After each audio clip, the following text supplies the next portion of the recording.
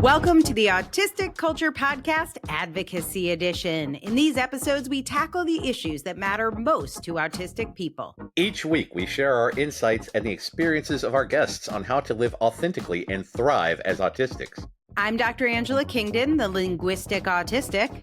And I'm Matt Lowry, licensed psychological practitioner. Let's dive into strategies for living your best, most authentically autistic life. Episode 98, Unpacking PDA with Richard Woods. Well, hey, Matt. Hey, Angela. I got a little brain teaser for you today. Oh, I love brain teasers. I'm going to tickle your brain, tickle your little noggin there. We are going to be deep diving into the fascinating, and frankly, I had no idea, controversial world of pathological demand avoidance. In more affirming circles, we refer to that as persistent drive for autonomy. But it is very much on the outside, still pathological. Which this week I coined the term pathological demand compliance to say why neurotypicals always follow orders and listen to other people and do dumb things instead of correctly questioning every damn thing, because we need to question things. I love that. You texted me at like 3 a.m. my time and you're like, I think I figured out the neurotypicals. They're just pathological demand compliant. And I was like, yes, they are. Yeah, and they like following orders. They like listening to superiors. They like the top-down social hierarchy. I don't get it. I don't understand it. I don't understand why PDA is framed as a negative thing in need of a quote-unquote cure, like literally everything else we do. It's like thinking critically is the other thing we could call it, but okay. Yeah. So our producer, Simon Scott, they run... I know him. You do know him, but you don't know Jordan James. I do, his co-host on the Neurodivergent Experience, and they did an episode on extreme demand avoidance, and I was like, "What the hell is that?" They did a whole PDA. They did a whole like quiz on it, and I was like, hold on, there's another name for this. And then I went to a symposium that was put together by a group of autistic researchers I got invited to. It's called the Participatory Autism Research Collective. And my autistic friend, Park, they call themselves the Park Collective. They invited me. Parking the bus. Sorry, that's a joke. And we had a speaker that same day that I heard Simon and Jordan's episode on the fact that there are many, many names for PDA, and we may not even know what the hell we're talking about. So I brought him to you here today to discuss this wildly controversial topic. His name is Richard Woods. He's an autistic researcher based in the UK who challenges at least what I thought I knew about PDA. I now think I know nothing about PDA. Maybe by the end of this episode, I will. It's always best when we have educational episodes where you end up knowing less than we did when we started. Right, because I felt very confident about my knowledge. But like any good neurotypical, yes. Yeah. So why don't you give us a little grounding in what persistent drive for autonomy is, how we talk about it, think about it, how you approach it with your clients. Let's sort of come at it from the top down. And then after I hear from you, I'll invite Richard in, and then he'll blow up all your ideas. Okay. So like we talked about in one of the recent episodes, probably the last episode, I don't know how the numbering works, about how holistic researchers see things differently than we see them. And from an outside perspective, PDA is especially children focused, where children do not do the things that adults tell them to do, and it bothers the people around them. But for us, it's more of on a spectrum from well, I have a much better way to do things, and this way makes more sense for me, so I would like to do this thing in this more logical sense, to I really, really need to get up and do that task, but my brain won't let me. So it becomes much more of an internal distress thing of where, especially for ADHD people, I find that there's a lot more ADHD internal distress than what is documented by allistic researchers. But again, for the purposes of PDA as being labeled as pathological demand avoidance, it is nearly indistinguishable for neurotypicals from ODD. And honestly, a lot of people which is diagnosed oppositional defiance disorder. a lot of people diagnosed with ODD are probably just PDA instead of just being jerks. But right. yeah, but that's the basic that's the basic what you're taught in allistic school sort of thing. But yeah, I know I have a PDA kid. I don't identify as PDA, but I definitely have a PDA kid. And the rule with him is anything he is told for sure he has to do, he may or may not do it, but he has to question it or he just can't live with himself. Like he has to look. So if it says like you have to get an oil change every 3,000 miles, he is going to need to take apart and put together up to 5,000 engines. He's going to have to compare people's reviews. Like he can't just he's not just going to run with it. Yeah, because we don't do the top-down socializing thing. We don't just randomly follow the hierarchy. And if you expect him to, yeah, he pushes back so much. If you just assume, hey, here's a suggestion, you might want to think about this and apply it to your world, he's great. And 50% of the time, he'll do whatever the suggestion is. But if you literally tell him you have to do this and you have no time to think about it, he will not comply. No. Well, that's the thing about being. Well, that's the thing about us in general with the bottom up socializing and stuff. Because if you come at it from the, hey, I take this approach with this research, and I found that this, and I found that this, instead of this is absolutely what you should do, we're like, oh, that's interesting. I haven't heard that before. And coming at it from a peer perspective instead of an absolute authority. Fun fact, people, we've got some listeners of the podcast. I think it's the PDA Association of America. I can't remember, but one time someone sent me an email and said, hey, tell me what you do to be more PDA affirming. And my instinct was to say, fuck off. No. And I deleted it. And then like 2 weeks later, they emailed back and said, hey, I hear that you do good work with PDA. Could you tell me more about all the things that you do? And I was like, oh, that's a much better approach. I'll respond to that. Yes, now I will comply. I only operate on irony. So, yeah. I agree. Yeah. Well, I realized after hearing from Richard that there was a lot I hadn't been questioning or asking myself about PDA. So one thing I was definitely compliant on is the descriptions I had heard about PDA, especially because I experienced in my life those symptoms. I just took it at face value. And I think Richard is going to PDA your PDA. And he's going to question everything you think you know about PDA. So I want to welcome him. Richard Woods, welcome to the Autistic Culture Podcast. We are so happy to have you here. Thank you. It's been pleasant so far. If there's been a lot of faff, I mean that in terms of like doing stuff that's gotten away from us actually getting to this talk. So we've been faffing for the first few minutes, but I know you've been listening in. Is there anything you want to jump in on and clarify as we kind of laid the groundwork of what PDA is? And then we're going to get into your research and let you give us some more info. I think this kind of comes down to a key point I often make is that in the social sciences, it comes down to how you kind of define and measure things. So one of the problems with PDA is there's quite a lot of different definitions within the literature and different ways to model and conceptualize it. So there are kind of points being made earlier where I'm kind of going, like, the literature is quite clear, PDA is controversial. If you're not told that it's controversial, so that would question the quality of the information that you're given from different information sources. I heard it one time and I was like, I'm in, I buy it. Like, it just made, I think this is one of the challenges as a social science researcher, is like when something seems intuitively correct, I think it can be even harder to look at I never even asked myself, what is it? I was just like, oh yeah, I get that.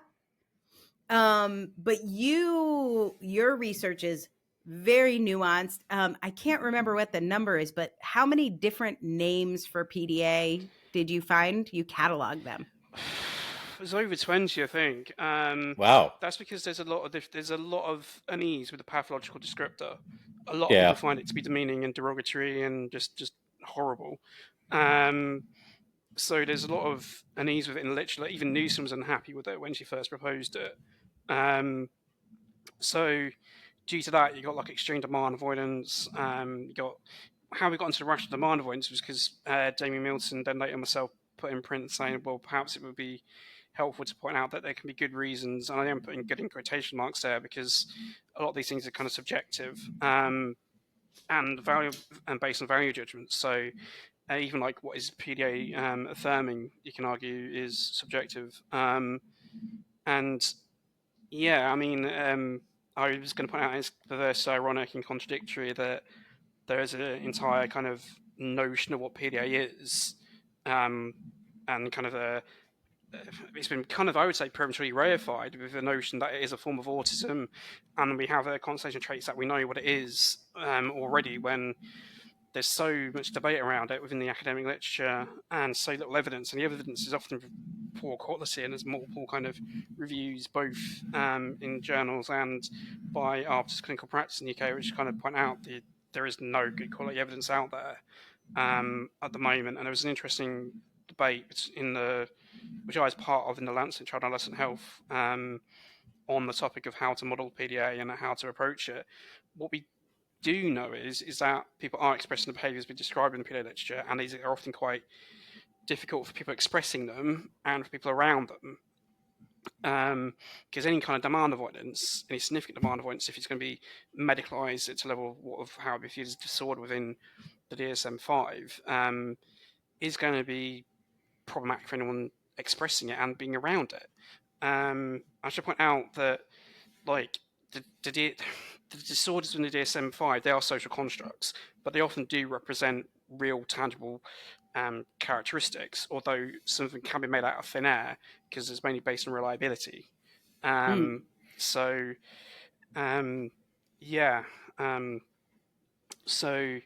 it's also with social constructs is you can just make something out of thin air, and some of them can be quite problematic. So you only got to look at, like, you can question about how reliable is theory of mind, how accurate is it about descriptive empathy problem within kind of autistic socializing with non-autistics and other bits and pieces, and you can kind of, in some respects, kind of create the results you want to do depending on how you kind of construct stuff. One of my problems with some of the PDA research is that I would argue the results you can argue have been constructed by the biases and circular processes within the kind of research. So yeah, I mean, it's quite problematic because a lot of people identify quite strongly with PDA. Here's a question. Yeah. That's exactly where I was about to go. Is like, do you think PDA is real? Like, there's a lot of people who feel like it's real. This is the entire thing. I pointing out that people, I need to quite, because the answer is noise. I think people, yes, are expressing these features. The actual, do I think it's necessarily a syndrome? Not necessarily. I think that remains to be seen. I think there's good reasons to doubt it's intrinsically from early life. I think there's good reasons to doubt if it's. Do you think it's pervasive. Like a trauma response? I think you can question if it can, but yeah, I mean, because things, demand avoidance itself is inherently a transactional process, which means that theoretically people should be able to transition into it from later in life. And what we know from established subtypes, and one of the reasons why they're removed is because people can transition into and out of them. And it's also one of the problems is that if you actually read Newsom's work, she says people can transition into PDA and out of it. And one of the most replicated results that we are seeing is that as people kind of grow older, the amount of PDA features they tend to express tend to decrease. And the theory, one of the hypotheses for that is that they develop better coping mechanisms to replace the features we described in PDA. And this all kind of makes sense to me because I tend to take a transactional stress-based view of it. That seems to be the most accurate way to me of doing it, of actually describing what's going on and why people are expressing these features. because when you actually dig into the actual features often being described in PDA, most people will not choose to express them if they have the choice to do that, because most of the behaviours being expressed are quite problematic for people expressing them and doing it. Don't get me wrong, sometimes it can be good fun for laughs to randomly like piss on a table or whatever to do socially outrageous, but you're not going to want to do that as an adult. I mean, yeah.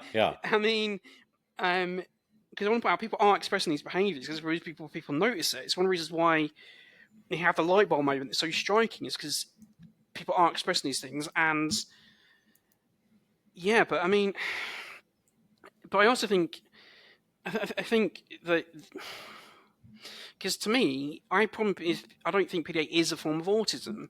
I would say if you're seeing PDA to be distinct from autism, it's because you're probably seeing non-autism features. Wait, so are you saying it's like a co-occurring condition that occurs higher in autistic people? But yeah, I mean, because one of the ways you can model PDA is to say that its features are attributed to other categories, and it's actually just a pseudo syndrome, because there is some research to suggest that some PDA features are related towards like hyperactivity, executive functioning issues, like conduct problems, and like there's a big overlap between like ODD and PDA, especially within its kind of diagnostic tools. Wait, hold on. OED, is that like I meant like defiant disorder? Yeah, okay. Because if you look at the 11 revised DISCO questions, DISCO is the semi-structured interview done by National Autistic Society. The 11 revised PDA questions, they have a lot of features that are quite problematic. So in terms of like the social avoidance features, you've got the kind of various violence behaviours, threats of violence. You've got the social outrageous behaviours in there. You've got like the lying, cheating, stalking, stealing, and these are all under PDA. These are in the 11 revised. There's 11. There are 11 revised questions in the DISCO, which is, I forgot, it's an acronym for, it's a semi-structured interview done by the National Autistic Society in the UK. I'll put the link in the show notes. I can send you the link to it. So I know you will. it's because it's in my.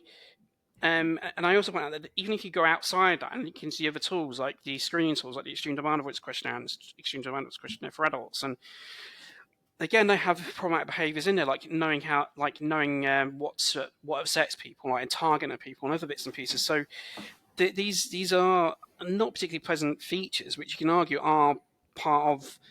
It's one of the reasons why I say is like, do you really want PDA to be equated with autism if it's got these features being described with it? Like, we've got enough issues with stigma and prejudice as it is. Yeah, and it could be more like. It could be more like CPTSD traits, because neurotypicals have a hard time telling what's CPTSD and what's autism, because so many autistic people have CPTSD. So they attribute these traits of distress with being autistic, whereas a healthy autistic identity doesn't have them.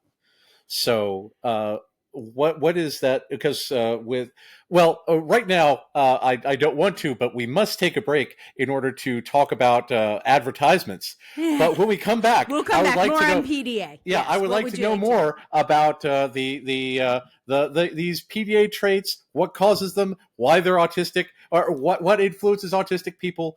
But I want to know what wonderful advertisement and what mystery product and or service we will be advertising today.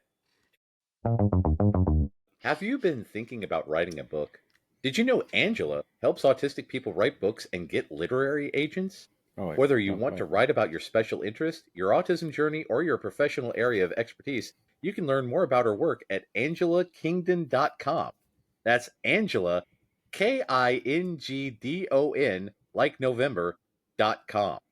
She helped me write my book. Okay, we are back with Richard Woods. We are talking about PDA, and Matt, you had some specific questions, so I'll let you jump in with the next question for Richard. Yeah. So tell us about why are autistic people likely to experience these PDA traits, why PDA has become associated with autism, and what is the underlying mystery beast that is PDA that tends to attack autistic people. mystery beast? It's a clinical term. Yes. Why do we have it? Why do we connect with these traits or seem to experience them? So it's actually a really good, interesting question. So what was the first question, please? Man, Sorry. why? Yeah, because I have a hard time keeping track of the things that I say because of process complexity. But yes, why are autistic people likely to have these PDA traits? That's an interesting question. So it depends on how you want to define and measure it. So I would point out that a lot of these features can be seen in co-occurring difficulties. But also, depending on how you define PDA, some people would say that PDA itself is meant to be rare in autistic people,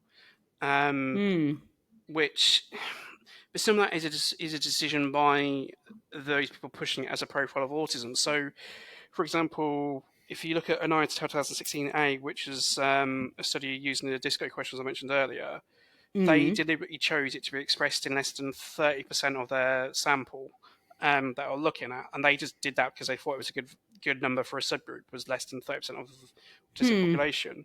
But in terms of, and the PDA Society itself suggests that PDA is rare in the autistic population. But why is it common? Because a lot of that is because autistic people have spiky profiles, and we have a lot of co-occurring issues quite generally.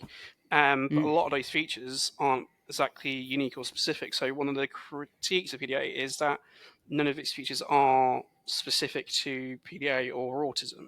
So for example, the hyperactivity, the rapid mood changes, that's quite common. Come through a role-playing pretend, even to excess. Can obviously be seen outside of autistic people because of dissociation and stuff. But often that is, again, relating to high distress and or trauma and other bits and pieces and stuff. So to me, I tend to view PDA about demand. It's literally a management of stress. A lot of people are expressing these features because they are distressed and or stressed by the demands being placed upon them. And often with autistic people, it seems to be monotropic cognitive style. We're going to be stressed when you put in a very chaotic, very high demanding world, which the world is. Chaos is not our friend. No, and especially with neoliberal Western cultures, like we're meant to navigate all these market forces and markets by ourselves. The emphasis is placed upon us to kind of deal with stuff. So, yeah, which is, it's one of my kind of critiques of pervasive drive for autonomy is that theoretically, they should be non-impaired in Western neoliberal world. But however, what the people mean by pervasive drive for autonomy is that they are quite highly impaired because the demand's overwhelming, and so they avoid it. So there's good reasons to be stressed as autistic people. There's good reasons for us to kind of be avoiding of it, not only from like sensory perspective or anything else. It's a lot of demands are quite unreasonable or just unfair or just impact on us as individuals. Like we have quite, I don't like the term atypical in terms of how it's used, but I'd say we tend to have uncommon or I'd say different ways of dealing with stuff compared to the world is built for and constructed for. And we like to think of them as logical and appropriate usually, but yes, they don't always go well. Like, the bottom-up data processing is often a beast that we see the world in a much more rich and nuanced way, as evidenced by all of the approaches to studying PDA, as opposed to, again, the neurotypical, yes, you're just not doing what I say, versus the rich and nuanced discussion that you've been providing the entirety of the podcast so far. This is, we thrive in the variables, but the variables are often overwhelming. Yeah, I mean, you think about, like, the modern life isn't built for autistics. It's so much noise, so much sound, so much visual, tactile. It's not built for disabled people generally. I'm not saying that autistics are actually disabled. It doesn't mean people with impairments. So, yeah, and it's not designed for people to kind of be themselves. Like, it also doesn't take into account just how interconnected we are as individuals. Like, we don't exist in a vacuum. So we're all kind of interconnected and we're all interdependent.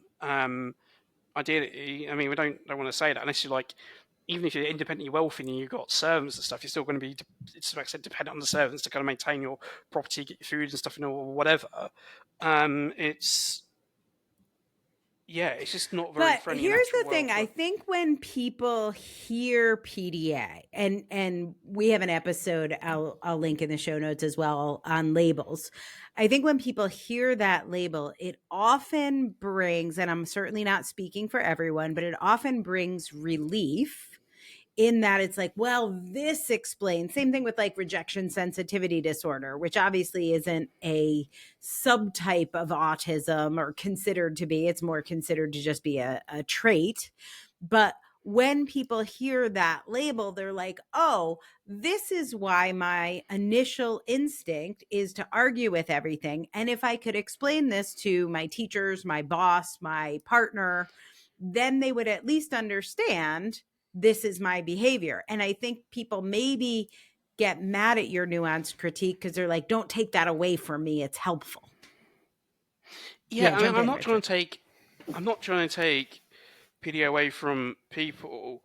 I would point out that the discussion around it should be much more annoyance because the evidence isn't there to verify it at its current levels. I mean, because I know some people will be annoyed at me for saying this, but there's good reasons for why we wait for stuff to have evidence before verifying it or running to the hills of it.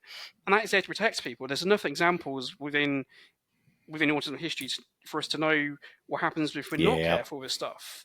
I mean, especially in the UK, and you go and look at the MRR vaccine causing autism kind of scandal, and just record it doesn't cause autism. We know that quite conclusively. So I was going to point out in relation to why autistic experiencing this stuff is that a lot of the modern world, the demands placed upon us are relatively new. Like within a course of human history. Like, bear in mind, like, depending on how you define when we evolved, we've got 200,000 years of history, and only within the last, arguably, 5,000-10,000 years, we had like urban settlements, and only within the last like 2,000 to 3,000, maybe we got like modern life within like kind of work and everything else coming back from that. It's only within like the last 500 years within wearing the types of shoes that we've had, and it's only within the last 200 within like going to school from childhood. So this is fluorescent lighting is a relatively new trigger for us. Right. So like autistics have been around probably throughout human history, probably even within our ancestors like species history. So all these demands within is you can argue it's natural response to be aversive to some of them for some people, because these are very relatively new constructed demands that the humans as a species have been placing on us. And bear in mind, it's only certain people, because bear in mind, like, Western lifestyle isn't universally with any entire human population even today. And even today, like, different cultures will have different expectations, demands being placed upon people. Japanese people not big on eye contact anyway. So the Western construct of autism being associated with lack of eye contact, it's just a general thing for most people.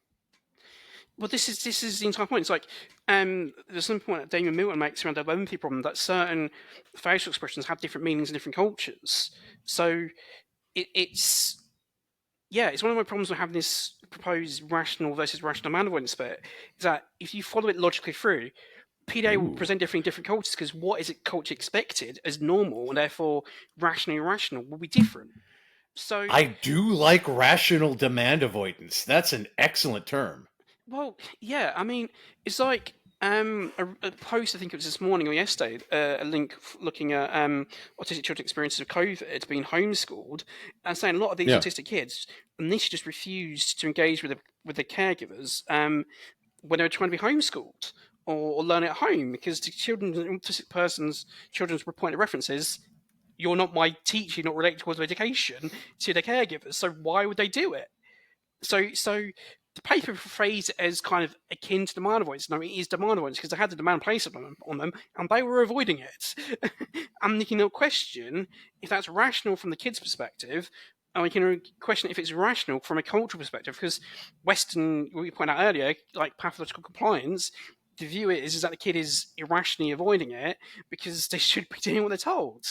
But the kid's perspective is, you're not related to my education, as much as you want a caregiver, no, because most. And I should point out, like, most autistic children will love their parents as much, if not more, as other children do. So, the child isn't going to be problematic because it wants to be a pain in the arse. Sorry about my language. They're going to be doing it because they'll have, from their perspective, they'll have good reasons to act that way. And that's the big thing about autistic kids, because when we have a safe person, when we have that anchor person, it frees us to be more objective, to object more, rather, because it's safer to object. As opposed to a total stranger, you may not feel safe saying, no, I don't want to do that. But with someone you trust, you say, no, there's no way I'm going in there. You can't make me. That's not going to happen, because you know you're not going to be met with that judgment and that criticism that comes along with that of a stranger. That is my entire parenting journey. We should probably take another break and come back. I also want to ask you, Richard, about post-autism. It's going to get deep. Thanks for listening to the Autistic Culture Podcast. I practice in Kentucky, and you can get a psychological evaluation or therapy with me if you live in Kentucky, or a consult with me from anywhere in the world, because it's a non-clinical service. Just contact me at www.mattlowrylpp.com. MATTLOWRYLPP, as in licensed psychological practitioner.com. And you can find out more about writing your book with me at angelakingdon.com. This is the way.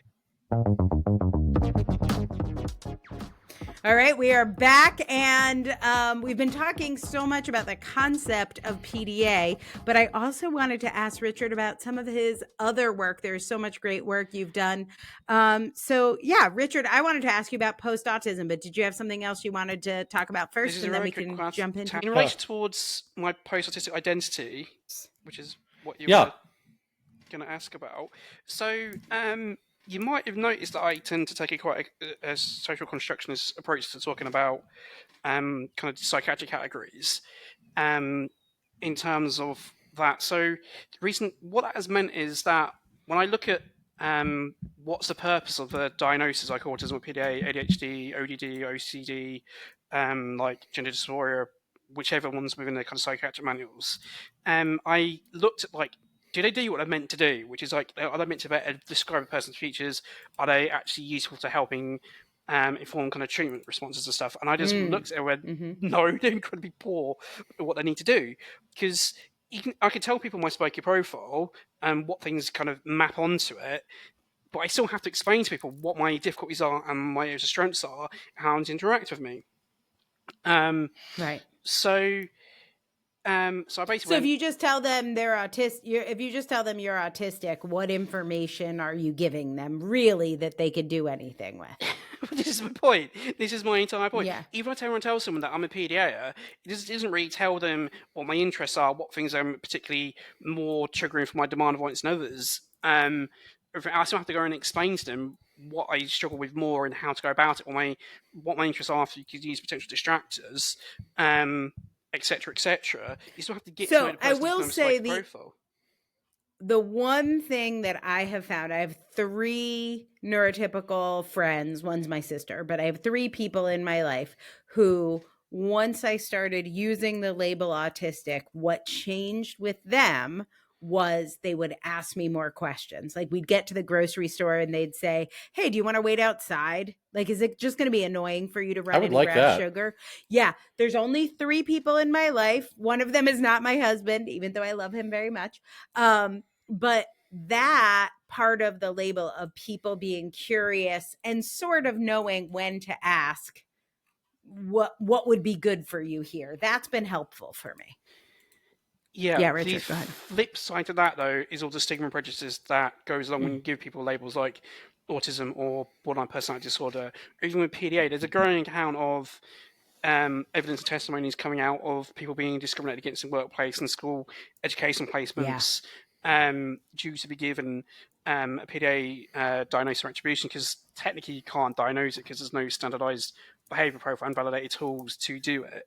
And the PDA Society says that it's a formulation. But going back, if you're going to clinically put on someone's notes, medical notes, that they have PDA features or whatever terminology you're using, that can lead people to being like denied education placements where potentially work, and it's not hard to work out why, because if you're telling someone that you have a pervasive or a pathological or extreme avoidance to others' demands or requests, the kind of natural response is to kind of be a bit hesitant about interacting with people. So, especially when you consider some of the behaviours being described in the avoidance behaviours, some of the extreme ones, like threats of violence, running away, like property destruction, like violence towards pets and stuff. It's just, it doesn't really make me want to hire someone. I'm not saying that's common, but that is in the descriptions and tools. Right. So it's. I'm not trying to bash on PDA, but this is stuff that's in there that people can use against it. I don't want to say that it's really quite. Because we as autistics, we suffer enough as it is from how we're treated. We don't need more crap. And the reason why this podcast environment of it is so important to be ourselves, to be able to stim. Because you might have noticed, like the phrase I use, may your stimulating activities be many and flow states long, as a way of encouraging that. So when I kind of tie back to the post-autistic identity, it's basically saying I want to be able to describe myself independent of autism and other kind of labels, attributions you can give me. Just say my spiker profile has hyperactivity, impulsive features, have demand avoidance, have high loads of anxiety a bit, like kind of the mood changes, and like I have executive function issues, how to interact with me. Like you might notice I often don't make eye contact when talking. I tip my head to one side when communicating. I don't like loud unexpected bangs. That can be because of the hyperacusis. I still have to go. I'd rather just explain myself to people than do that. It also means that I avoid potential discrimination from saying that I'm autistic or whatever, or PDA, at least theoretically. I mean, I might not, but that's what I mean by post-autistic identity. Is that I'd rather move away from basing how we map the features associated with like autism, PDA, ADHD, whatever, and just focus on actually those characteristics, and then support them directly. And that actually makes sense because most ways in which we support people are feature specific. So even like social stories, what are meant to be a special thing for autistic people, they are used outside of autism, such as people with looked after children, or some people with some children with attachment disorder, for example. So I just would rather focus on that than it's just a different way of going about helping and describing people. What do you think, Matt? I hope that makes sense. I think that very description is linked to our bottom-up processing and need for specificity in data, whereas the broader label is a function of the neurotypical world in which we live in, because the top-down processors can't handle the amount of data that we want to give them. So therefore, they want one single word that encompasses 37 different constructs, all of which of varying intensity and varying quality and subjective intensity. So it's whereas we would say, oh yes, these are my likes, these are my dislikes, these are the things I can stand, these are the things that I can't stand, these are the things that give me difficulty, these are the things that I'm good at, but you can call me Bob. And the neurotypicals are like, oh yes, we shall label you Bob, the Bob, and then they don't really have to put that much more exploration into it, which again is the eternal struggle for our people. Yeah, my mind has been to tangents for different connotations to Bob. When you said that. So, this is the way. And now we're going to talk about Bob.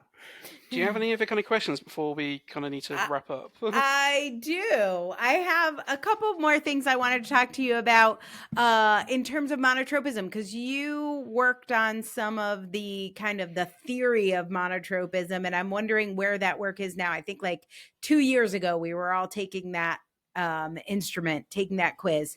Can you update us on the grand theory of monotropism? Well, it depends on what you want to do with it. Is it currently being, so like, are you studying it? Are you working on any research with it right now? Do you think really that is a better at the moment myself? Better off talking to Fergus Murray about that and Sue Fletcher Watson about the actual Do you think that's a better concept than the actual autism? theory of monotropism? I highly like. I'm a big fan of it. Hence why I was involved with developing the monotropism questionnaire. I also helped push on the theory quite a bit with it, because I extended the theory myself in a conference talk twice in 2018 and 2019, in which I built on some of Dana Murray's work. I'm assuming your listeners will know who Dana Murray is. Mm-hmm. And I got feedback from Diana and other different bits of people on it.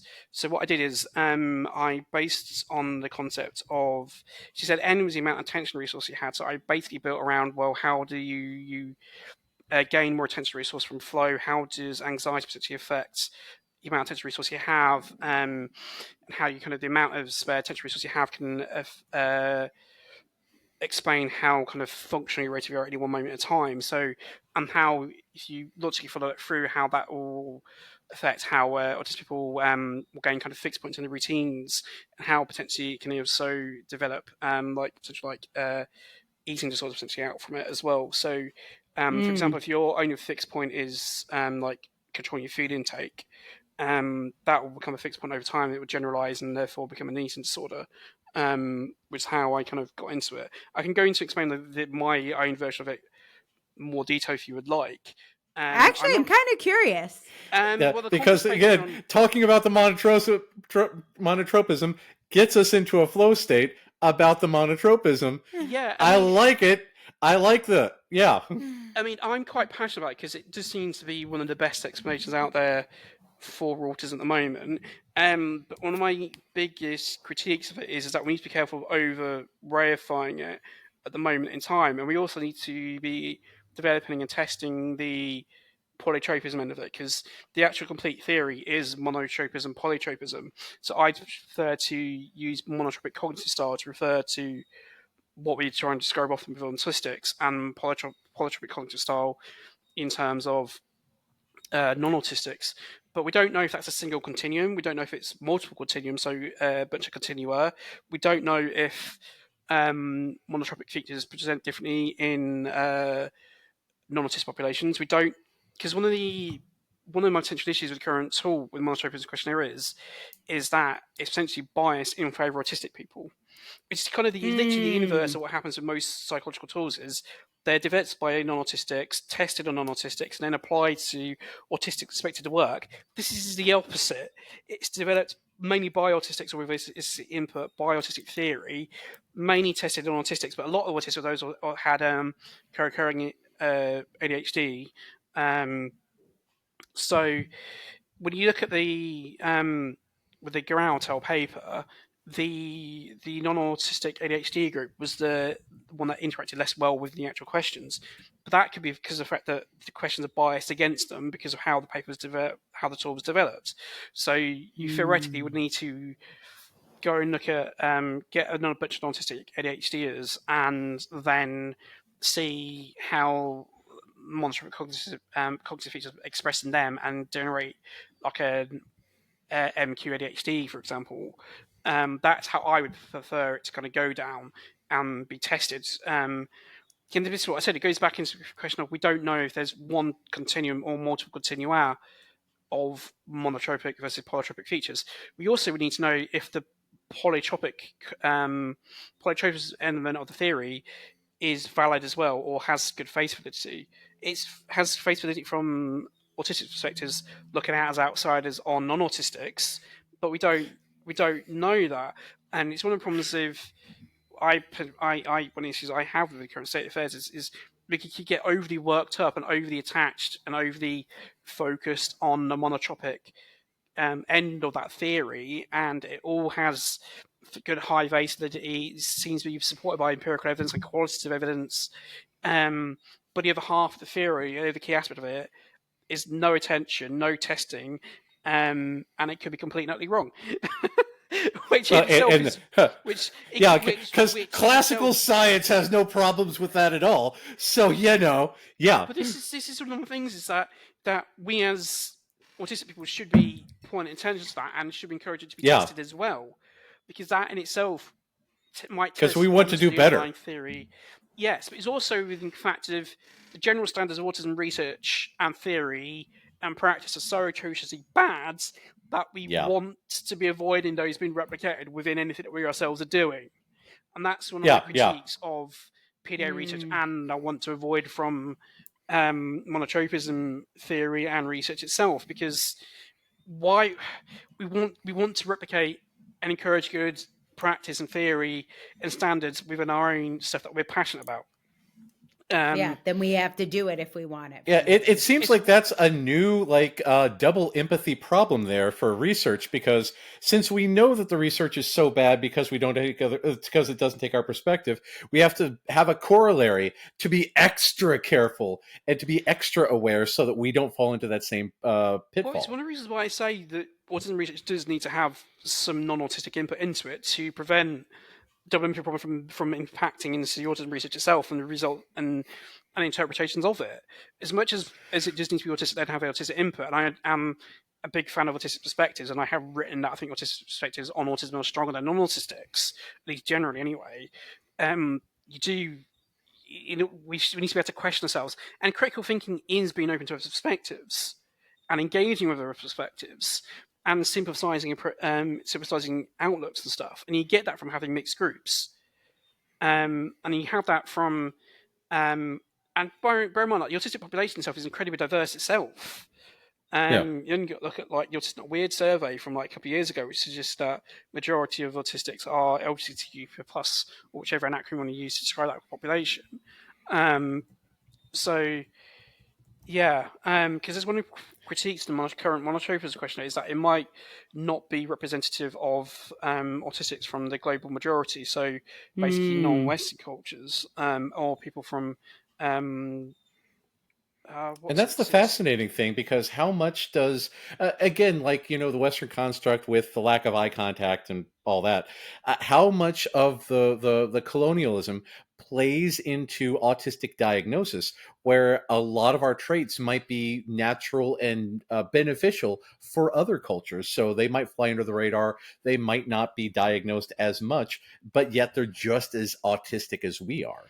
Yeah, there's a recent paper that came out in Autism, the journal, by Nair, which is talking about how neurodiversity is a predominantly white paradigm and construct, and how other ideas and concepts from the global majority cultures and areas need to be recognised and discussed at the same time, to have cross-pollination and to be kind of or to be engaged with as well. And it's equally applicable to monotropism, and I would say to PDA, because at the moment PDA itself is mainly Western construct, especially vocal from speaking and PDAs without intellectual disability, which is one of my biggest critiques of it, is that it needs to have much more input from non-speaking PDAs and PDAs with intellectual disability and from outside of Western kind of cultures, which... I'm probably waffling too much. Do you have any other kind of questions? Listen, I knew this would be a fascinating conversation. When I heard your park presentation, you were kind of tied to a slide deck, and I was like, I just want to get this guy talking and hear your thoughts. You also have incredible resources. I'm going to put them in the show notes, but there are presentations, there are papers. Richard has lots of great resources I will make sure you guys can see and follow up with. We have barely scratched the surface.